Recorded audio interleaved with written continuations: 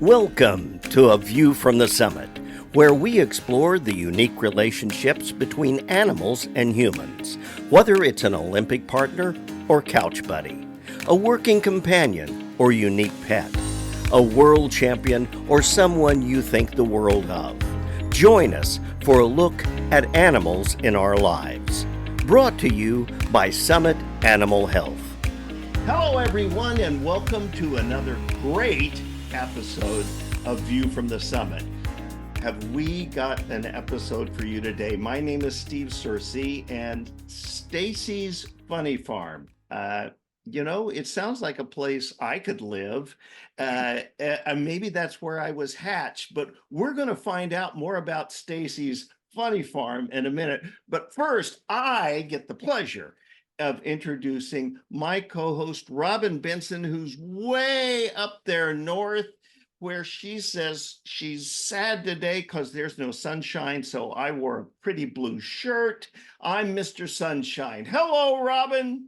Hey, Steve, you're right. I love the sun. I'm solar powered, and it is trying to peek through under the clouds today, but it's a little cloudy, but it's really warm for this time of year.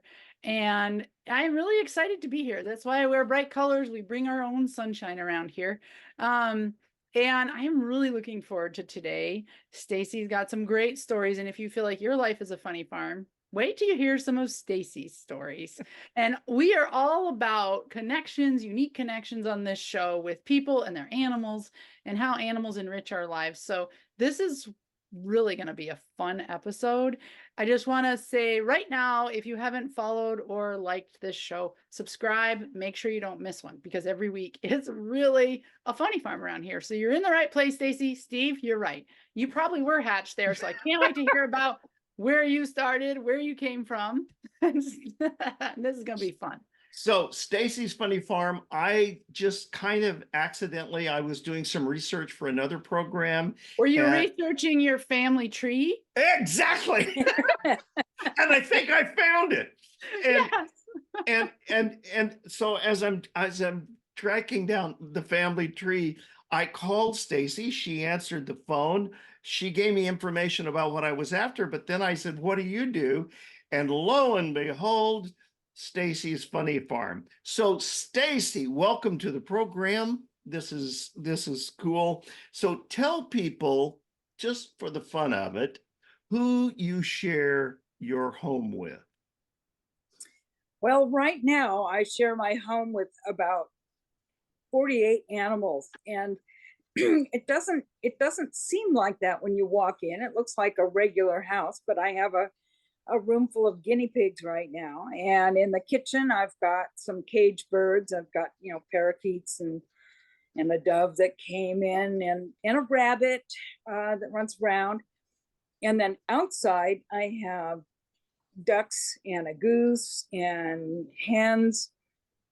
I collect old hens that people say are ready for the soup pot. And I go, oh, no, they're not. And so I've got, 10-year-old hens out there that haven't laid in years.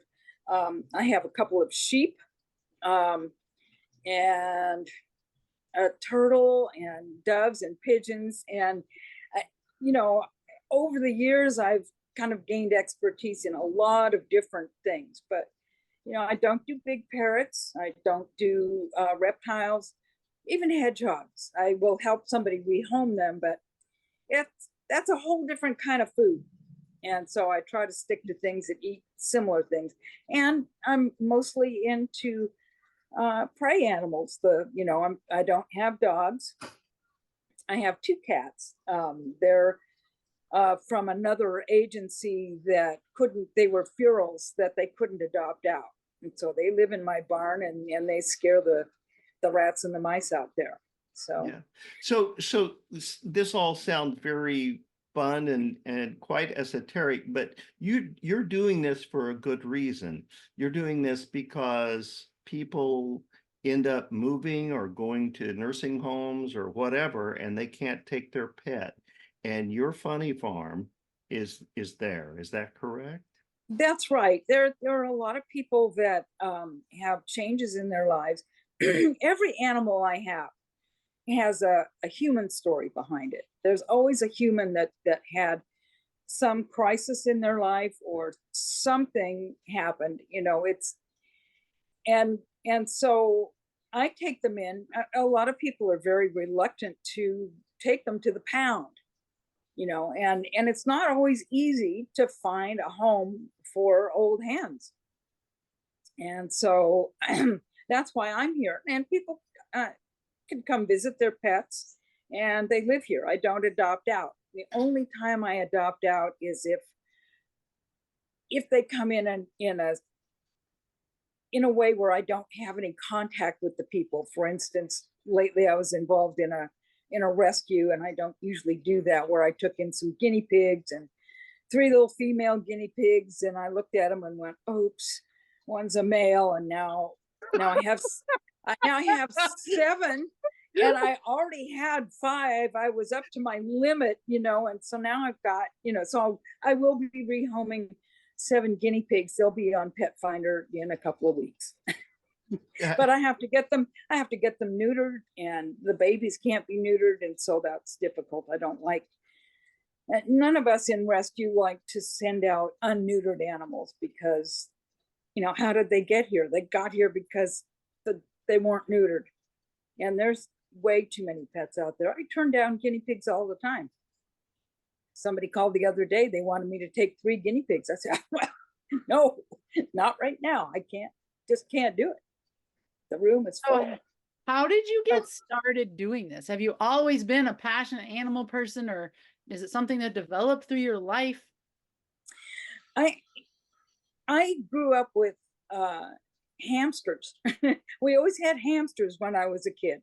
And we had some other things. We had a guinea pig, we had some guppies, we had a turtle, we had, the usual thing. But for some reason, I just kind of stuck with the hamsters and the little rodents. But people have been bringing me animals, hey, I found this animal by the side of the road.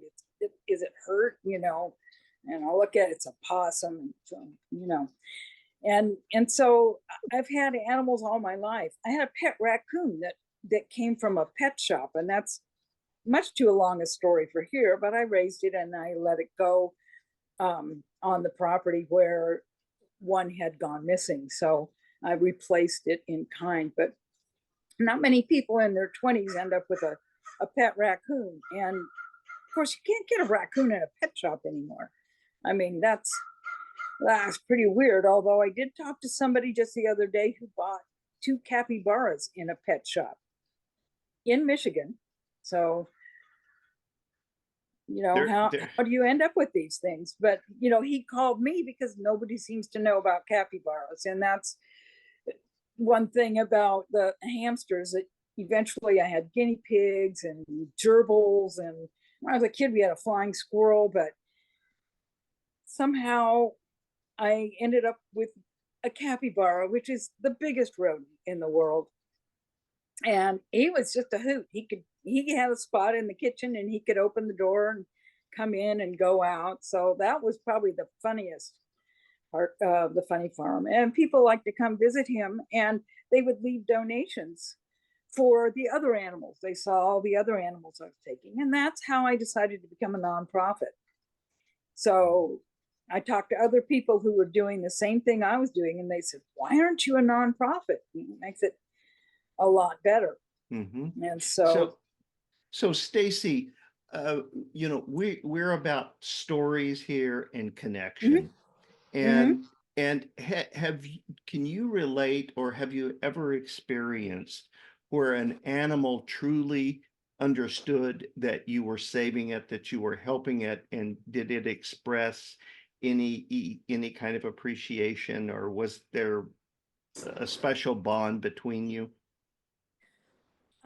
That happens all the time, especially with the little guinea pigs, and the birds, like the parakeets, because they're in the kitchen and I talk to them all the time, and they have other, when I bring in new parakeets, for instance, maybe there's another one already there. And so the 2 parakeets that I got at that rescue, I got guinea pigs, I got 2 parakeets. There was already a little conure, which is a very small parrot, a parakeet, and a finch. and a little dove from outdoors. And when I set those parakeets down, they looked around and they started talking, and they realized, oh, this is a bird place. And they can tell that everybody's comfortable. I took in a hen the other day that was a stray. Somebody took a stray hen to somebody else, and she said, well, I can't keep it. So she brought it over here. And that little hen, I don't know a thing about her because she was a stray, but when I go out there, she's just right at my feet, jumping up on the table when I'm bringing out the treats for the chickens, because of course they get all sorts of fancy stuff. And that little hen has been here for maybe 2 weeks, and she's just all about hanging out with me. She gets along with the other hens just fine, but clearly a person's pet. I had another one a while ago named Pearly May, and that one truly did. The woman said, yeah, she was in the house. And after I had that hen for a couple of weeks, I realized this hen has never even been outdoors, because whenever I kind of went over to the sink and started doing things, she'd jump up and she wouldn't eat chicken food. So I had to bring out other kinds of food for her, people food. And it became pretty clear that she had been living in the house and had never seen a chicken coop or chicken food or other chickens, because she did not participate in the pecking order. Sometimes they will. They'll jockey for position when they're new. And old Pearly May, she just looked at those chickens like, I don't know what you are. I belong over here with the person. And she was funny. Yeah. No, that's hilarious. So you have birds and rodents and things like that. So you kind of stay away. Do you stay away from dogs and things that might bother them on your place? Right. Well, 2 of the guinea pigs that I have right now came from a home where they had an Australian shepherd, and it was showing too much interest in the guinea pigs, and they were also remodeling their home, so they were kind of moving their living situation from upstairs to downstairs and all around. And this poor dog, which is a herding dog, wanted everybody to be together, and it was just bothering the guinea pigs. It just would not leave them alone. And she called me almost a year ago, and I said, I don't have space for a guinea pig, and 2, no. And she called again a couple of months later, and I said, I just can't do it. She called again 8 months later, and I had just the day before had one of my little guinea pigs die, and I said, okay, I've got the space. So now they're with me, and they were put in right next to a couple other guinea pigs, and they realized, oh, this is nice. we like this. The food's good. And, they get huge salads every night. Yeah, no dogs. Yeah. So this is kind of like an Airbnb for guinea pigs, right? Yes. Yeah. It is. And it's very exclusive. I mean, I just don't take in tons of them. I have. Oh, it's a country club. It's a country club. I got it. That's right. Yes. Yeah. So Stacy, when you think you've been doing this for how many years now?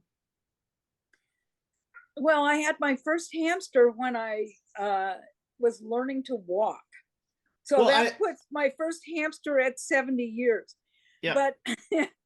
But the nonprofit is, this year it's 10 years old. This is the 10-year mark for the nonprofit. But I've been taking in animals for probably 40 years. Okay, so could you share with us some of the most heartwarming or heart-wrenching stories that these animals have been part of? Something that touched your heart, that kind of validated why you're doing this? Yeah. I've taken in pets from cancer patients, and that's very sad. Usually it's a friend that's realizing, this is this is not going to be happy for, it's too much work at the end of life for a cancer patient, but they don't want it to go to a pound. I mean, they really have a hard time giving up their animals, and that's really sad. But they don't feel bad about it coming to the funny farm, because they're here to live, and they're here to be spoiled. So it's not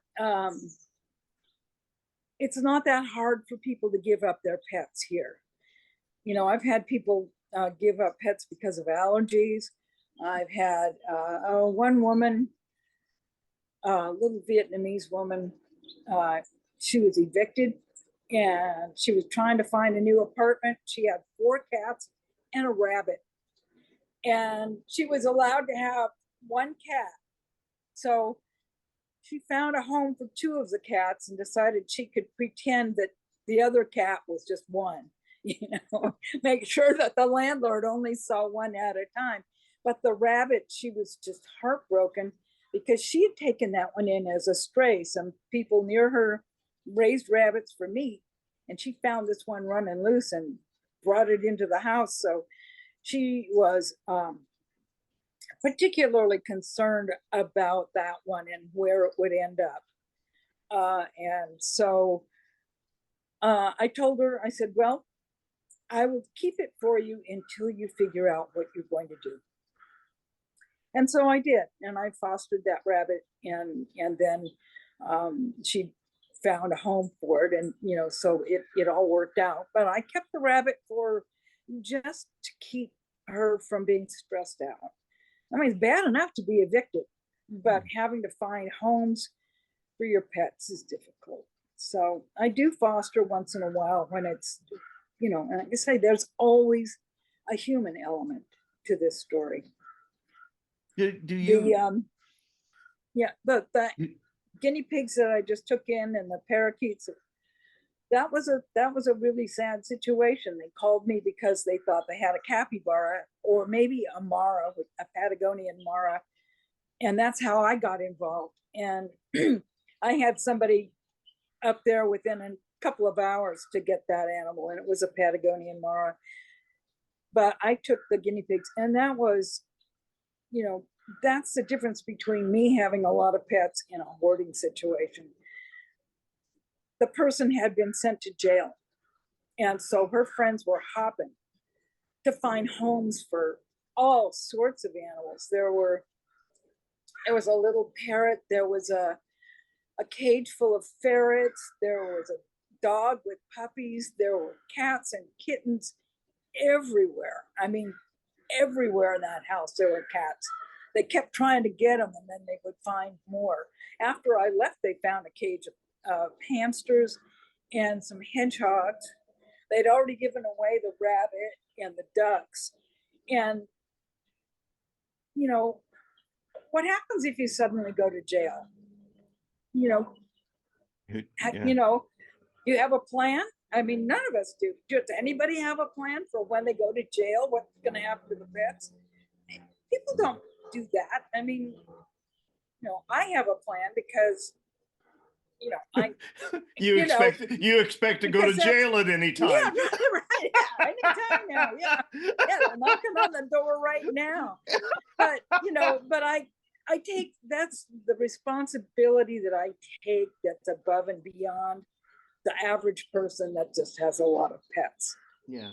Does what you do ever make you cry? Do you ever does these? Oh, because these animals come to stay, they also die here. They don't go out to another home. I keep them until they're at the end. And so there are certain ones, and I never know which one is going to be that when they die, I am just heartbroken. Some are, I'm kind of, you just get used to it. You can't go around moping around every day, but some have been just horrible. But then there are things where I realized that nobody else could do this. I had a little chicken that kind of, and she was tiny. I mean, you could hold her in your hand like a, just a cute, tiny little thing. She was kind of on her side. I took her to the vet. Turned out she had a heart condition. Most people would just go, oh, well, the chicken's dying, right? I took her to the vet. So she got heart medicine 5 times a day. And because of that, I brought her indoors. And so I have one of those big, stupid jacuzzi tubs that don't really work. Well, that tub's had, it's had a capybara, ducks, turtles. It's had, hardly any people. But I set the chicken up in that big bathtub, in the master bedroom. And then she would jump up to the edge to sleep every night. And I kept it nice and warm because with her heart condition, she was kind of fragile. And then she wasn't very adventurous because, she just didn't have very much energy, but I would take her. I finally set up after about 3 months, I realized, okay, the bathtub's maybe not the best home for her. So I set up a little pen in the living room, right in the middle of where we all live. And so every morning she would go out to the living room and she had a little pen out there and some toys and her food and her water. And she just got tons of attention there. And at night I would parade her back through the kitchen, up the little stairs. And she had these outrageous feet with feathers on them. Have you ever seen those chickens with great big feathers sticking out? She was ridiculous looking and she was adorable, but she did look, she was just funny. Yeah, so I'd walk her up to the bed every night. And she stayed in the house. I think I had her indoors about 3 years before she finally died. Wow. And boy, that broke my heart. When you've got one indoors like that, it's a little different. Did you expect it to break your heart? Was it a surprise? I think I knew with her. And I also I take my sheep out to the front yard kind of behind me every afternoon. I take them out to the front yard and kids bring saltines to feed saltine crackers to feed the sheep. And they come up to the gate. And Princess was around, the little hen. I would just take her out with me. And so she would run around and she also was such a great ambassador because the kids could hold her. She was, she wasn't, because she was sick, she just wasn't very energetic, but she was a perfect little hen to hold. And so I could just kind of hand her to a little kid and they could hold the chicken.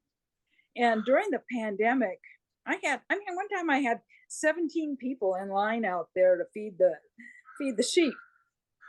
But a lot of them came by to see the hen too. And that was a really sad thing. I just didn't even want to go out and tell anybody, because I knew that they would be asking for the hen. Where's Princess? Yeah. But that was kind of fun to have her out there as an ambassador. I have a new hen that just came in. Well, that one that's real friendly. Maybe I'll take her out. I can work with her a little bit. Take her to the front yard. But I have another one that came in just a couple of weeks ago. Teeny tiny little hen again. No feathers on the feet, but a tiny thing. And she's also kind of friendly. So I might be able to take both of them out. It's fun to have them out in front. So the people who come, are they people that, are you in a neighborhood? Are they familiar with farm animals, or they just have no idea about animals? Well, it's all, I live in the suburbs and I live at the end of a dead end street and it's pretty subtle. I like to think that nobody really knows how many animals I have. Because it's just, it's a bit over the top, and people see a couple at a time and they think, okay, she's got some sheep. That's a little funny in the neighborhood. But people just eventually see it. I have a little free library out in front. And so a lot of people come to, it's the biggest little free library they've ever seen in their life.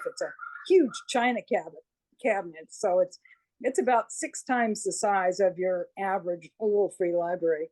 So that brings people in. I've done neighborhood, what is it called? Neighborhood night out, the first Tuesday in the year, where you have a block party.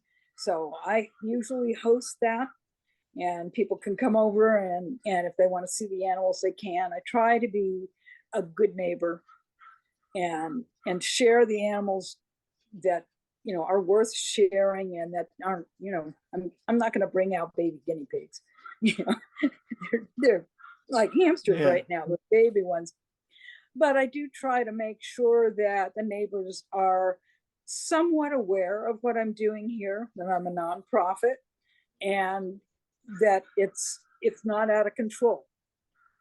And do you get support and fundraising from the neighborhood, or how do you keep your nonprofit going? That's a good question. It's very difficult. Fortunately, I'm able to donate quite a bit to the funny farm, but at least half of it comes from outside sources. And once you're a nonprofit, people find out about you, and I actually have no idea where some of the money comes from. I just got a check in the mail for $100, and it's like, oh, that's nice. And I have no idea who those people are. Apparently they're in Scottsdale, Arizona, which is, thousands of miles from here. I don't know how they figured it out. But I have the biggest fundraiser I have right now is my YouTube videos. I had one video go viral, and all of a sudden it had 5 million views, and so I was able to monetize. So when people look at my videos, I get money, and it's significant. So that's what I would encourage people to do. If you want to help, go ahead and donate. But if you can't donate, just watch some videos. That's awesome. Painless way of donating, isn't it? So on YouTube, that leads us perfectly into what I was going to say, which is on YouTube, how do they, or on social media in general, YouTube and however else, how do they find you? And, how would they connect if they want to go watch some videos and support you? Is it Stacy's Funny Farm? Is that your YouTube channel? No, and it's kind of an obscure thing. So in a way, I probably ought to change the name of the channel. I'm more famous for having a pet capybara than I am for anything else. And I did have a pet capybara. That doesn't surprise me in the least. Yeah. And he brought fame and fortune to the funny farm. And his name was Dobby, and he has about 200 videos on YouTube. And most of there's a website. But if the capybara thing is very popular right now. And it's also, I think I have one of the very few websites for capybaras. And there's a few YouTube channels that feature capybaras, but that's generally how people find me, is through the capybara thing. So and then they realize what else I do. Go ahead. So what is your what is the YouTube channel with Dobby on? Okay, Dobby's YouTube channel is called Hippopotamus. So it's like hippopotamus with the word potato stuck in there. It's just an extra syllable. And so and I used that. I used to use it. Oh, let's see, I had Dobby 9.5 years. He died maybe 5 years ago. So I was using that on all sorts of things because nobody else was using it. And so that's what his channel is called. And they are kind of like hippopotamus in that they love the water. And the ear wiggle that hippos do, capybaras do the same thing. I don't know what it is about animals that lay around in water. They wiggle their ears. Is that kind of the only expression they can do if all their legs are down? I don't know. But and then of course he ate potatoes. That was one of his favorite foods. I'm looking it up right now. It's pretty cool. But I think this is really fun. And I can't wait for our listeners and our viewers to dive in. So your funny farm is a different channel, or is it the same channel as that? I just use the same channel because I do have a website for the funny farm and some other things, but honestly, there are so many rescues out there that to distinguish myself from everybody else is kind of difficult. And I have found that almost all of the traffic that where donations come in, I can trace it all back to Dobby. It always comes through the Capybara. And so said I just had somebody call on Monday asking me about how to feed their capybaras and how much vitamin C they should get. And there really aren't that many people around who have that kind of knowledge. So Stacy, I really don't think you have any trouble standing out from other rescue organizations. I think right there in your name at the beginning, Stacy, is what sets you apart. You are a gem. I'll tell you what. I don't know if I would want to live next door to you, but the goose is pretty loud. The goose is honking all the time. Yeah. And is this a sighted goose or a blind goose? He's blind in one eye. I do have a duck that is, and he's 14, and they live about 14 years. His little goose mate died last year. But I do have a duck that's blind, and he's been blind for years, and he's about 11 or 12 years old, and he just bumps into things all the time. But when he first went blind, every once in a while I would find him standing up next to a fence, just lost, and so I'd move him. But he seems to he has his friends trained now so that they kind of walk around with him. And I don't change the location of anything out there. It's a huge area that I have for the ducks and the chickens. It's about 40 by 70 feet, which is huge. I mean, that's the size of a house for most people. And that allows me to add more hens gracefully. They're not cooped up. They have a big barn that they just take themselves into every night. Yeah. And it's covered with netting so that the raccoons don't come in. But it's a big area, and he knows his way around. Old blind Vinny, yeah, he's really something.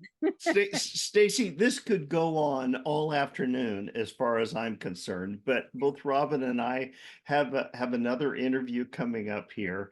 You are absolutely adorable. What a heart you have. And I want to know, and to Robin's point, how people, I encourage, send $100, go on and look at the video, send rabbit food, send hen food, send corn, send her something, for God's sake. She has all these animals to feed. Robin, guinea pig food. Right, guinea pig food, lots of guinea pig babies. We will include all of your contact information, Stacy, your website, your YouTube channel.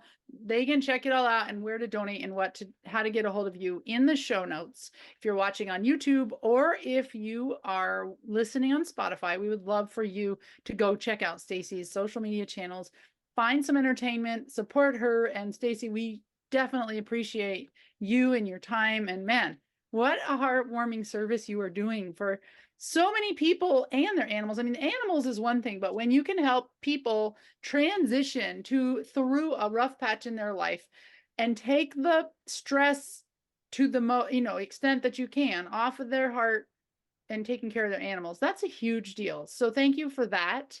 And man, it's just been a blast. All right, ladies and gentlemen, we told you that you never know who's going to show up or what's going to show up. And I think today just proves it. Thank you very much for spending some time with us. And we'll see you next week for another view from the summit. See y'all later. Bye. Bye. This program is made possible by Summit Animal Health. If you have a dog, cat, or horse with mobility issues, Summit Animal Health has the all-natural, drug-free solution that comes with a satisfaction guarantee. Summit Animal Health products are used by Olympic gold medal equestrians, leading rodeo stars, professional dog trainers and handlers, and people just like you. Whether working companion or couch potato, Summit Animal Health can keep them moving.